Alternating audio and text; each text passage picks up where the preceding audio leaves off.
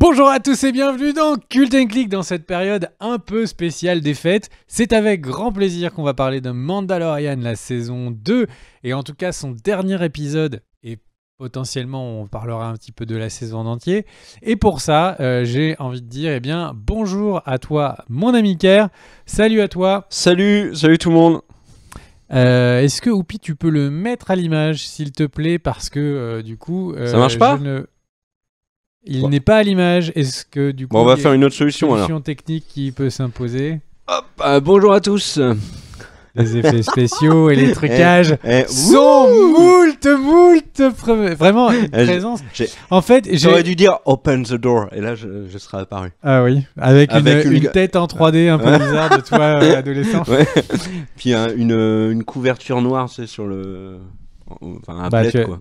Tu as déjà pris ton plaid. Voilà, donc on respecte bien les distances de sécurité. Donc, tout à fait. Pour que vous ayez une idée, donc mon bras fait plus de 2 mètres. Voilà, pour que vous ayez une idée. Voilà. Bonjour c'est le Rudy Gobert de ce plateau. Bonjour à tous. Et donc, une émission de presque qualité. Ouais. Nous sommes là donc pour parler de Mandalorian. Alors, Kerr voulait commencer Mandalorian par un très bref coup de gueule. Qu'est-ce que tu voulais dire ? Je suis très déçu. Je suis très déçu, même en colère. J'ai un mot à faire passer à quelqu'un en particulier. Je voulais savoir pour qui tu te prenais. Voilà. Toi, qui arrives de nulle part, on t'a pas vu une seule fois dans la saison. T'arrives, tu gares ton X-Wing comme ça dans le garage du vaisseau impérial. Tu montes l'ascenseur alors qu'il y avait des escaliers fainéants. Et t'arrives et tu nous prends notre gros goût.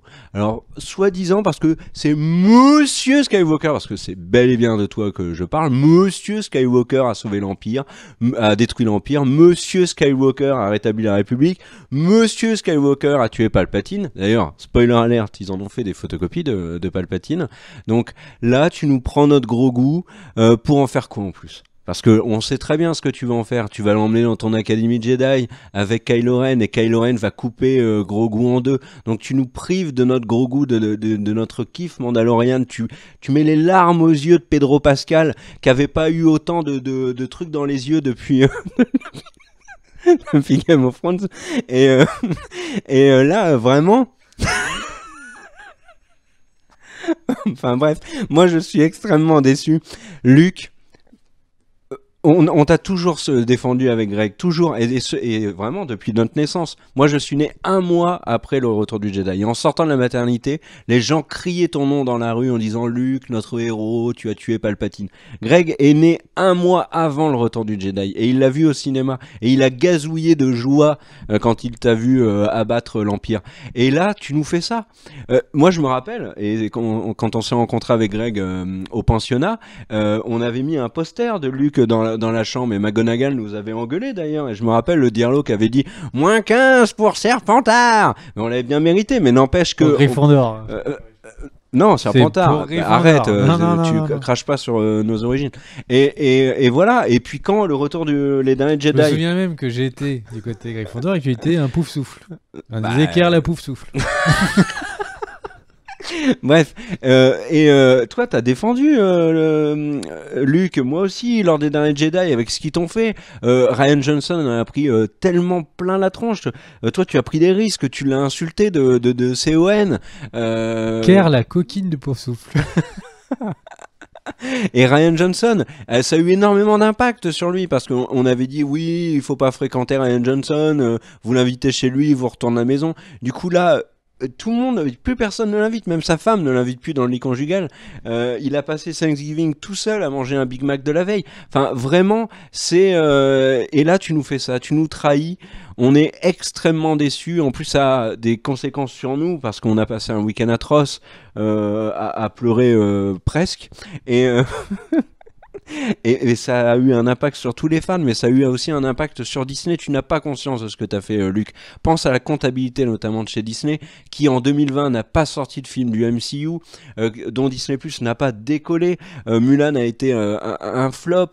Les Nouveaux Mutants, personne ne sait qu'il est sorti, et pourtant il est bel et bien sorti. Il n'avait qu'un truc pour faire du bise, c'était Baby Yoda, c'était vendre des peluches. Ils se disaient oui, il y aura bien des tocards qui vont porter des t-shirts de Baby Yoda, etc., etc. Et là, tu as tout cassé. pense également au service créatif de Disney là. Par exemple, ils ont bossé tout le week-end pour retrouver une petite créature sympa là. Ils ont fait le bébé Wookie et se sont rendus compte ce matin qu'en fait ça donnait un Yorkshire.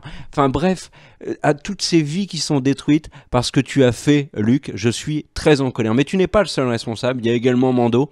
Mando, toi qui as dit je veux à tout prix retrouver le baby, the child, Grogu, je vais retourner à la galaxie. Tu as reformé les Totally Spies, tu as repris le contrôle de la montgolfière impériale, tu as mis une raclée à la troupe entière des Dark Troopers composée d'un Dark Troopers. T'as envoyé les autres dans l'espace, t'as éclaté Gideon, tout allait bien. Et là, je sais pas ce qui s'est passé. Est-ce qu'il y a eu un trop-plein de stress? Mais quand la porte est fermée, et cette porte est un double problème, quand la porte est fermée et qu'il y a les Dark Troopers derrière, tu paniques. Et au lieu d'être cohérent, tu ne l'es pas. Et là, tu sors ton blaster. Et tu sais que ton blaster ne fait rien aux Dark Troopers. Mais tu le sors quand même en attendant que les Dark Troopers sortent. Alors que dans ta poche, tu as le Darksaber qui peut couper absolument tout. Et non, tu aurais fait un ravage dans les Dark Troopers et tu ne le fais pas. Et puis ensuite, tu dis « Open the door ». Et tu perds Grogu. Il y a dans une autre série, il y a un mec qui a tellement pas ouvert la porte que c'est devenu son prénom. Et toi, tu as fait un très mauvais choix. Bref, je suis très en colère. Toi, qu'as-tu pensé de cet épisode? Pour revenir un peu plus sérieux. Alors, je dirai mon avis sérieux après. Hein. Bien, merci. Alors, du coup, quoi penser? Eh bien, en tout cas, ce que j'en ai pensé. Alors, ce que j'en ai pensé, c'est que cette série, c'est du caviar. C'est du pur caviar. J'ai été très, très, très déçu de la trilogie Star Wars 7, 8, 9. Il y avait l'annonce de cette série dont on ne verrait même pas la tête du héros. Qui m'avait fait quand même un peu lever un sourcil en se disant mais comment on va pouvoir s'attacher à un personnage qui est en permanence avec un casque. Et au final, je suis pris aux tripes par ce dernier épisode de cette saison 2 et de cette vraie histoire de paternité que je trouve extrêmement réussie. Et vraiment, y a rien que je jetterais. Alors, la réalisation de cet épisode... ce dernier épisode, en fait, est encore une fois un peu en dents de scie. Il y a des moments où je trouve que quand Luke arrive, il y a des scènes qui sont réussies et d'autres qui sont un petit peu, qui font un petit peu hyper factices. Il y a vraiment ce côté un peu trop numérique léché qui roule pas. Il y a des moments où vraiment on sent, là je pense que tout le monde voit l'image du storyboard sur l'image qu'elle vient de mettre Oupi, donc il y a vraiment des moments qui sont très réussis. Donc vraiment cette série a énormément de qualité, elle a des défauts qui sont sans doute inhérents au fait qu'ils veulent faire tellement avec un budget de série que forcément il y a de temps en temps des trucs un peu plus cheap. Je trouve que le visage de Luke est plutôt loupé, mais que il est suffisamment bien fait pour que ça passe. Il y a des plans, ça marche. Hein, quand Ouais. même. Le quand premier, ça bouge pas. Ouais, le premier, ça marche pas. Où ils ont juste collé un visage de sa tête. Ils ont détouré sur Photoshop un visage de sa tête il y a longtemps et ils l'ont collé. Mais ouais, vraiment, on voit les mêmes défauts que sur certains plans en deepfake qui peuvent être faits par des gens plus amateurs sur YouTube. La voix, j'ai trouvé vraiment très bizarre, mais en même temps, moi, la première trilogie 4, 5, 6, quand je l'ai regardée, j'étais gamin, donc je l'ai vue en français. Donc, je suis pas habitué à la voix de Luke en anglais. De cette époque-là, j'entends. Et donc voilà, et c'est en fait, c'est le moment où la boucle est complètement bouclée, c'est-à-dire que Star Wars, Mandalorian, c'est un énorme message d'amour à tout Star Wars épisode 4, 5, 6. Avec le retour des personnages secondaires de Boba Fett, ils sont allés déterrer des éléments de décor de la fameuse Star Wars Cantina pour refaire des nouveaux éléments. Ils sont allés reprendre des droïdes qui servaient plus à rien, qui étaient une espèce de soupière qui avait été récupérée par l'équipe d'écho de Lucas pour en faire le premier droïde / tireur d'élite / nounou. C'est une série qui est faite avec tellement d'amour pour Star Wars et au final c'est Luke qui reprend la magie, qui reprend Grogu, qui personnifie la magie dans cette série Mandalorian, qui la reprend et qui la ramène dans les étoiles, quoi. Et c'est assez terrible parce que vraiment là où on sent que vraiment Favreau et Filoni ont vraiment compris l'esprit de Star Wars, c'est que Star Wars, Lucas n'arrêtait pas de dire que c'est un mythe moderne, qu'il a travaillé en travaillant la théorie des mythes, notamment le livre Le héros au mille et un visages, mais aussi en faisant quelque chose de très personnel, en travaillant sur la famille recomposée avec Leia, le père, l'abandon du père, le retrouver le père, et en fait tout ça, on sent qu'il y a un vrai travail sur la famille dans Star Wars. Épisode 1, 2, 3, c'est de nouveau la même logique. C'est Anakin qui va perdre sa mère, au sens propre et au sens figuré, qui va potentiellement retrouver un père. Qui sera son père? Est-ce que ce sera Qui-Gon Jinn ou est-ce que ce sera l'empereur? Enfin, il y a en permanence dans Star Wars cette volonté de travailler sur la famille.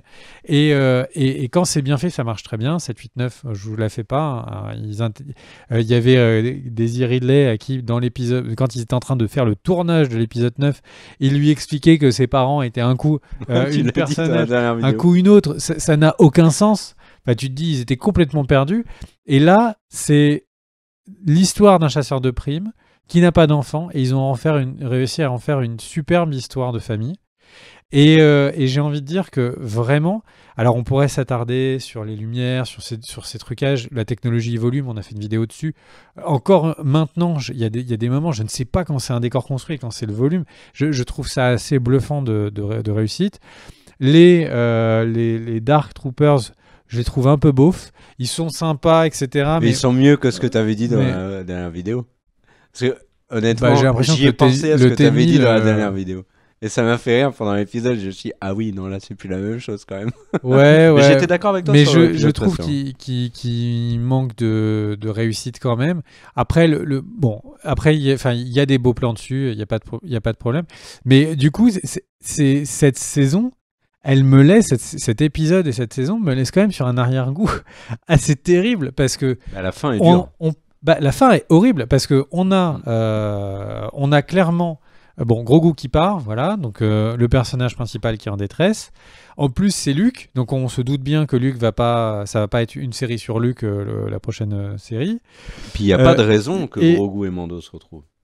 Voilà, il n'y a aucune raison. C'est-à-dire que sa quête est arrivée à un bout. Là, on a presque l'impression que la série Mandalorian, elle est finie. Du coup, on se pose des questions sur le fait, on se dit, bah oui, mais Jon Favreau, du coup, c'est quand même un grand nom. Pourquoi est-ce qu'il resterait pendant 10 saisons sur Mandalorian?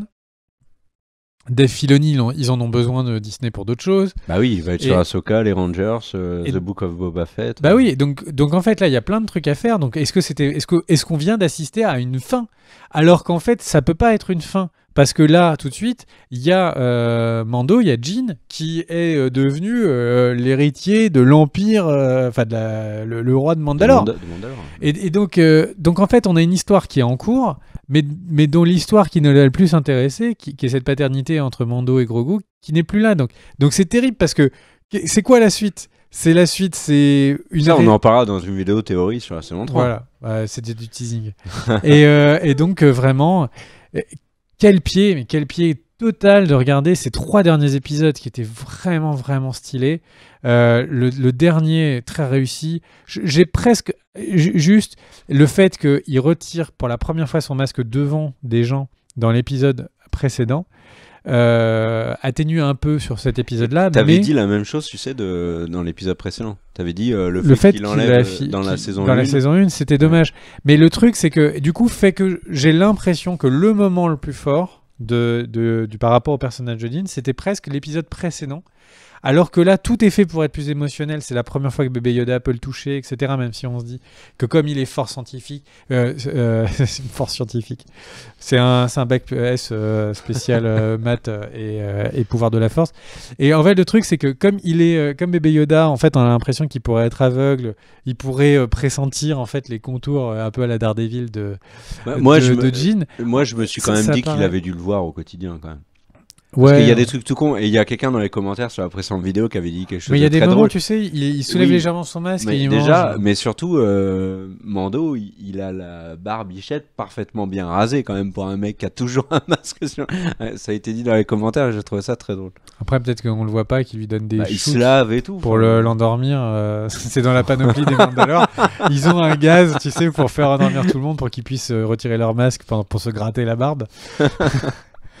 Mais enfin voilà, en fait, ce qui est assez étonnant, c'est que cette série, elle nous a amené vraiment une ribambelle de super personnages. Mais vraiment de super personnages. Le personnage de Bill Blur de l'épisode précédent. Enfin, vraiment, on a énormément de personnages qui sont réussis. Et là, on a une fin de saison. C'est presque... Où est-ce qu'on en est? Est-ce que c'est un cliffhanger? Est-ce que c'est un au revoir?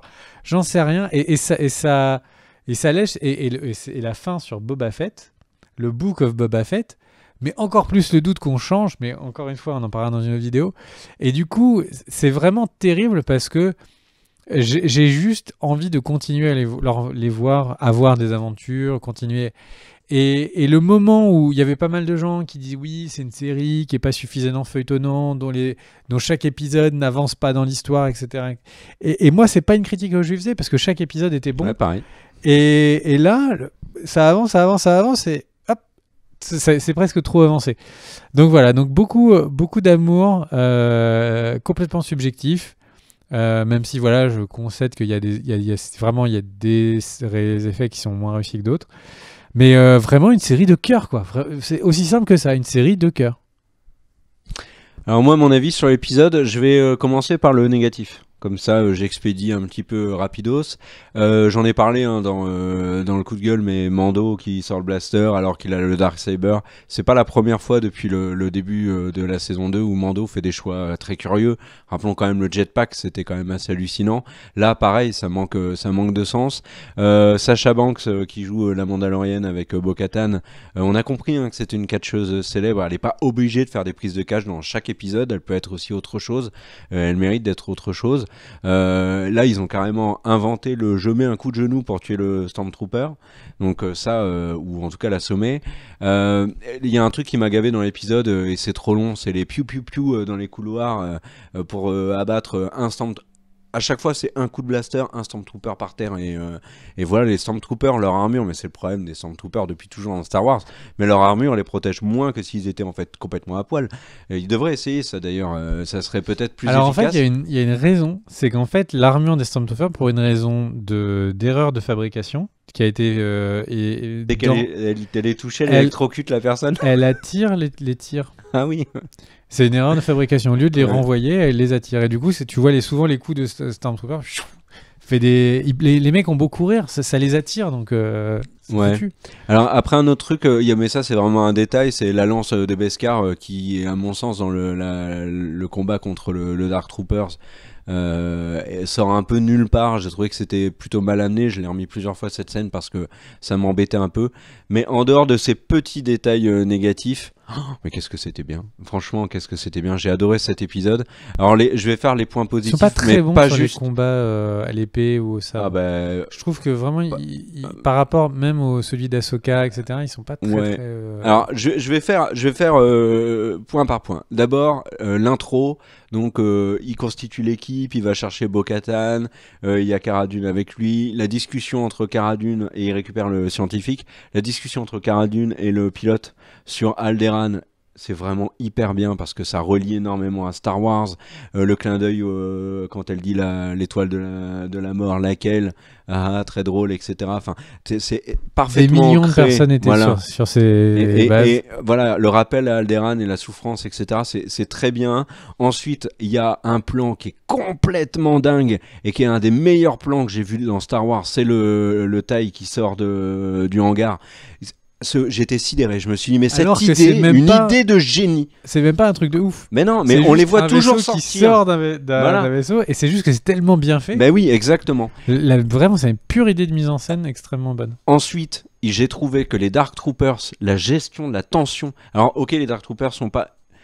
Et moi je les ai trouvés impressionnants, mais c'est pas non plus incroyable. Mais par contre, ils ont, avec la musique, avec la lenteur notamment de la mise en route des Dark Troopers, le fait qu'ils ont l'air extrêmement puissants. La fin, quand ils sont derrière la porte, il y a un moment, on voit la porte, t'as les héros qui se préparent, les Dark Troopers qui sont devant la porte, et t'as plusieurs secondes où il se passe rien. Il y a une tension qui est incroyable et qui est extrêmement réussie. Et ça, franchement, au niveau de la mise en scène, à plein de moments dans cet épisode, ça m'a bluffé. Alors après, le combat contre Moff Gideon est très réussi. Aussi, il y a moi j'ai trouvé globalement que alors Giancarlo Esposito est un acteur que j'adore, et en Gus Fring dans Breaking Bad notamment, mais là je le trouve, son personnage, assez anecdotique. Je m'attendais à beaucoup mieux, et tu comprends au moment où il veut se suicider qu'en fait c'était juste une marionnette. Le problème, c'est que c'est vraiment trop Gus par moment. Assume que je sais tout. Tu sais, ça c'est vraiment une phrase que Gus dans Breaking Bad pourrait dire. Il y a des moments, il y avait une confusion entre les deux personnages, je pense. Et alors la fin, bon, alors j'ai crié sur Luke, mais dans les faits, je n'en pensais pas vraiment un mot. Il y a beaucoup de gens qui vont dire que c'est du fanservice, R2D2, Luke, etc. Oui, d'accord, mais qu'est-ce qu'il y a de mal à, en fait, vouloir satisfaire les fans d'une saga quand on est en train de travailler dessus? Surtout que, si on regarde bien, l'épisode, au final, ne fait pas que du fanservice, puisqu'à la fin, Luke se barre avec le seul personnage dont on n'a pas envie d'être privé quand on adore The Mandalorian. Mais l'arrivée de Luke... Mais le X-Wing, enfin moi j'étais, tu comprends assez vite. Alors, t'as un doute, tu te dis est-ce que c'est Ahsoka qui arrive ou est-ce que c'est Luke? Non, ça doit être Luke. Quand il monte l'escalier et que là tu vois le sabre laser vert, tu te dis c'est Luke. La tension, le combat contre les robots est hyper stylé. La mort du dernier robot qui l'écrase.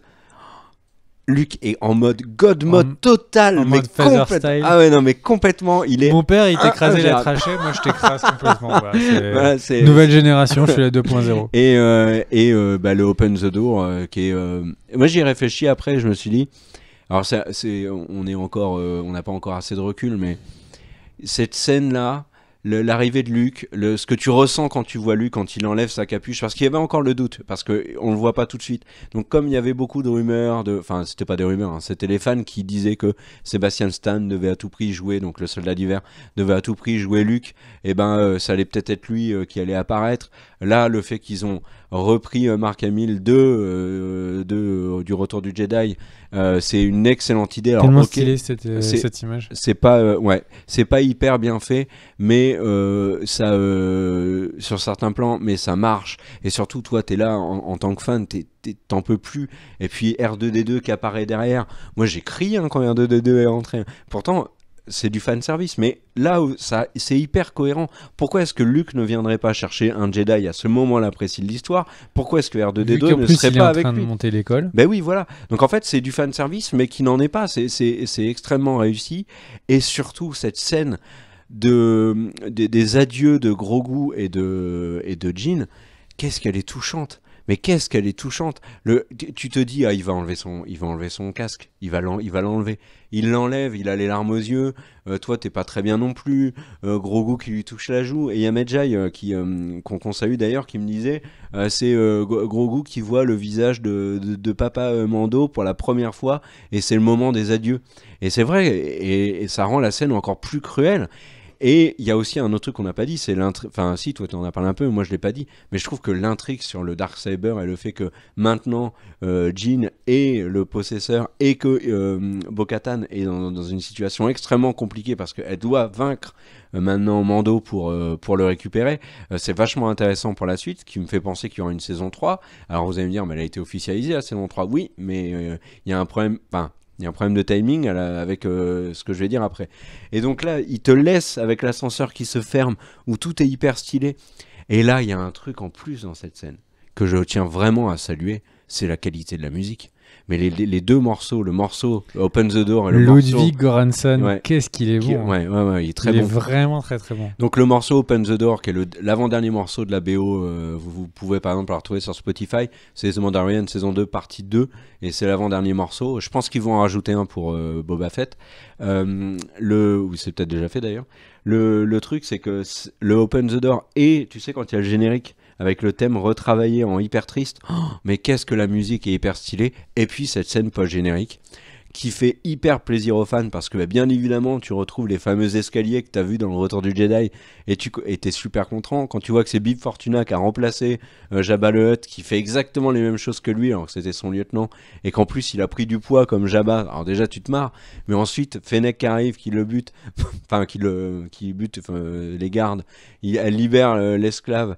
Boba arrive, tu te doutes bien que c'est Boba qui arrive. Ils ont les pieds en plus, tu sais, sur la grille, donc tu te demandes. Exactement, j'y ai pensé aussi. Est-ce qu'il va sauter, est-ce qu'il va. De toute façon, il n'y a plus rien. Luke s'est débarrassé du. Il n'y a rien dit qu'il. Ouais, c'est vrai, il aurait pu en remettre un, mais c'est très calme par rapport au Retour du Jedi. Donc il devait un peu s'ennuyer, Bib Fortuna. Et le truc, c'est que il se débarrasse de lui, et là tu dis, mais qu'est-ce qu'il va faire? Et là, quand il s'assoit sur le trône, avec Fennec derrière qui arrive avec la boisson et qui s'assoit aussi sur le côté du trône, mais c'est tellement badass, mais vraiment. Ok, c'est téléphoné, ok, je te rejoins sur ce que tu disais sur la vidéo qu'on a fait sur les annonces Disney, c'est un peu une série opportuniste. Ah, il y a Boba Fett qui est de retour, bon bah on va en faire une série, allez hop, c'est parti. Mais ce plan-là, avec la musique qui est hyper stylée, ce plan, mais il est ouf, moi je le trouve ouf. Et ça s'arrête là-dessus avec l'annonce de The Book of Boba Fett décembre 2021. Et c'est là où, du coup, tu te poses des questions, toi, devant ta télé, parce que tu dis, mais alors attends, décembre 21, c'est le créneau de Mandalorian, saison 3. Est-ce qu'ils sont en train de dire que The Book of Boba Fett remplace la saison 3 de Mando? Moi, je ne pense pas, parce qu'il y a Bo-Katan, mais on en parlera dans la vidéo sur les théories saison 3. Mais en même temps, à l'heure où on vous parle, à l'heure où on enregistre la vidéo, il n'y a pas eu d'officialisation de la part de Disney et de Lucasfilm que Boba Fett serait à côté de Mandalorian. Donc on ne sait pas, ça tombe, voilà. En tout cas, moi j'ai trouvé cet épisode extrêmement réussi, et je pense qu'il y a des passages et je vais le dire très clairement, il y a des passages dans cet épisode qui font partie de mes passages préférés, les plus intenses, les plus touchants, les plus forts, de tout Star Wars, tout confondu, et je pense vraiment que c'est un des trucs les plus dingues qu'on a vu dans Star Wars depuis la trilogie initiale de George Lucas. Et pourtant, j'aime beaucoup la prélogie. Rogue One était réussi. Alors que le Noir, j'ai pas terminé. La postologie, je retiens quasiment rien. Mais cet épisode-là, wow, puis ça faisait longtemps que j'avais pas eu un épisode de série qui m'avait autant hypé, autant touché. Enfin, Goth savait faire ça. Mando sait le faire maintenant. Et ça, qu'est-ce que ça fait plaisir. Moi, j'espère qu'on va avoir un petit mot de George Lucas sur Mandalorian. Parce que, à l'inverse de la 789, où il s'était vraiment mis de côté, où il avait dit qu'en tant qu'actionnaire de Disney, il ne pouvait pas donner son avis, parce que ça pouvait avoir un effet négatif sur l'action et que c'était un... Bon, tu sous-entends qu'il n'a pas des commentaires gentils à faire. Mais là, il est présent de temps en temps sur les tournages. Il est présent, tu vois, en consulting. C'est vraiment... Vraiment, j'aimerais bien entendre Lucas parler de cette création qui est, de mon point de vue, la première vraiment très belle création qui est faite en prolongement de Star Wars, de son œuvre, un médium vidéo, parce que oui, il y a eu des bons livres. Oui, non, je suis complètement d'accord avec toi. Et en fait, tu as parlé un peu globalement de The Mandalorian, je te rejoins sur tout ce que tu as dit. Et en fait, j'ai surtout l'impression que The Mandalorian, c'est un accident industriel. C'est-à-dire que tu as la postologie qui est vraiment... qui a d'énormes défauts, qui a eu d'énormes problèmes dans la production, et derrière tu as The Mandalorian où tu as Filoni qui est un passionné, Favreau qui est un passionné, qui ont une technologie qu'on a évoquée dans la vidéo que Greg a préparée et que je vous conseille de regarder, qui s'appelle Pourquoi The Mandalorian révolutionne les séries télé et potentiellement le cinéma. Il y a tous les éléments qui sont là pour faire un truc stylé, et ils font vraiment une série qui fonctionne. Alors après, il y a des gens qui la détestent en disant c'est du fan service, il se passe rien, c'est nul. Maintenant, j'ai même plus envie d'argumenter. Ok, détestez-la si vous voulez, moi je m'en fous, j'ai mon Mando, j'ai cette série que j'adore, et je trouve vraiment que c'est un petit miracle pour Disney. Et c'est toutes les annonces dont on parlait dans la vidéo précédente. Il n'y aurait pas autant d'annonces si Mandalorian et puis surtout, je pense que si Mandalorian n'avait pas eu de succès, n'avait pas été réussi, il serait allé au bout de la démarche de dire on arrête avec les Skywalker. Là, mais remettons les trucs dans le contexte. On en a parlé dans la précédente vidéo, mais après cet épisode, c'est encore plus fort. c'est clairement le cas de le dire. Ils ont quand même terminé la postologie en disant les Skywalker c'est fini, dites au revoir à tout cet univers-là, on va aller à d'autres confins de la galaxie, nanana. Et là, la quasi-totalité des annonces sont sur les Skywalker, et à la fin de Mandalorian, c'est tellement bien qu'ils font revenir Luke, et que c'est un des moments les plus réussis, un des plus marquants de Star Wars. Donc en fait, je pense, et tant mieux, parce que moi ça me dérangeait pas que ça continue avec les Skywalker, si c'est bien fait. Mais Disney ne va jamais lâcher, ou en tout cas pas avant Belle Lurette, les Skywalker. Hein. C'est non, clairement pas. Là ils vont, honnêtement ils vont réannoncer des films, des séries. Si ça continue comme ça, si ça reste sur cette qualité-là, c'est un petit miracle pour Disney et même pour nous, parce qu'on était tellement déçus de la postologie. Enfin voilà. Moi, ça m'a donné envie de me revoir tous les Star Wars. Parce que c'est la période des fêtes et que du coup, je suppose que ça doit être à la télé pour toutes les fêtes. Mais parce que notamment, je trouve que Clone Wars et des bouts de Mandalorian donnent envie et me redonnent goût à la prélogie. Bon, la trilogie 4, 5, 6, faut pas vraiment me pousser pour les regarder encore une fois. Mais même la prélogie. Mais du coup, d'avoir vu la fin de Mandalorian et d'avoir vu des vrais créateurs utiliser cette licence, ça me donne envie de revoir en contexte 7, 8, 9 et de voir le naufrage que c'est. Parce que tu vois, Luke, là par exemple, on en parlera dans la vidéo sur l'avenir après Mandalorian. On en parlera plus tard. Ouais, ça sort très vite, ne vous inquiétez pas. Merci à tous d'avoir regardé la vidéo. Merci à Sylvain à la réalisation. Merci à Daniel, on l'embrasse. Merci également à tous les tipeurs, cœur sur vous. On a envoyé d'ailleurs un petit message sur Tipeee pour vous, pour les fêtes et puis pour l'accès au Discord. Et puis merci à tous ceux qui ont regardé la vidéo. Passez de bonnes fêtes. Faites attention à vous et à vos proches. Ciao.